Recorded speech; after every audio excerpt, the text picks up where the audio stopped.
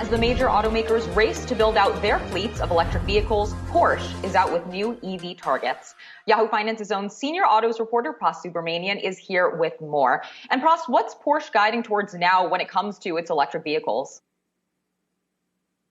Emily, so, following a big 2021 with record operating profit, record revenues, record deliveries, they're actually going to expand and double down on their EV game plan. So, they were targeting half of all sales by 2025 to be EV. They're now pushing it up to 80% of sales by 2030. Really doing well with their Taycan EV. That car's sales doubled in 2021.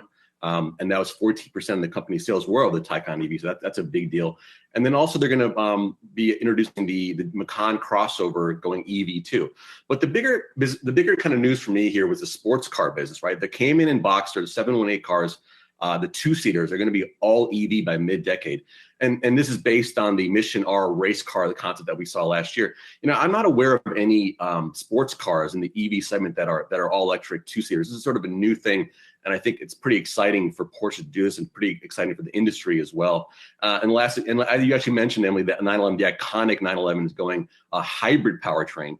So not fully electric, but hybrid, because they want to maintain that gas-powered sound that all Porsche fans sort of like. And then finally, the worst kept secret in the car industry, the Porsche IPO. CEO Oliver Blume said in a statement, strategically, operationally, and financially, Porsche is in an excellent position. We are therefore looking to the future with confidence and welcome the consideration of an IPO of Porsche AG. So, a lot going on here for Porsche in 2022, a lot to watch.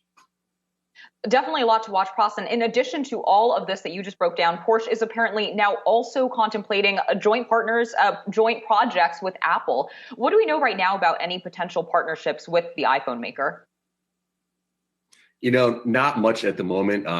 Again, CEO Oliver Blume mentioned in a video call with journalists after the annual meeting that they had been Porsche execs had flown out to Cupertino and met with Apple executives, in addition to other tech executives down in Silicon Valley, to talk about other projects. They said, quote, "We already have Apple CarPlay. We will expand upon that." And that, quote, Apple and Porsche execs were on the same wavelength, whatever that means. But that it's too soon to talk about any future projects. But we do know that they're talking. We're talking about, Apple, a massive brand, obviously, in tech, and Porsche, one of the most preeminent brands in motorsports and also in the auto industry. So for them to both be talking is pretty interesting. Are we going to talk about, are we going to see a Porsche Apple car here? Is that what we're talking about? Or is it more of a full Apple integration of Porsche's infotainment system, where you have a full Apple OS there? Traditionally, automakers don't want to seed that ground to a tech company because they want to keep the data themselves. But I could see why Porsche would want Apple and why Apple would want Porsche. The appeal is apparent, in my opinion. Yeah, I think this definitely will be something interesting to watch, especially because even before this news, of course, there had been rumors that Apple was already working on an electric Apple car. So we shall see how this evolves. Yahoo Finance's own Pras Subramanian, thank you so much again.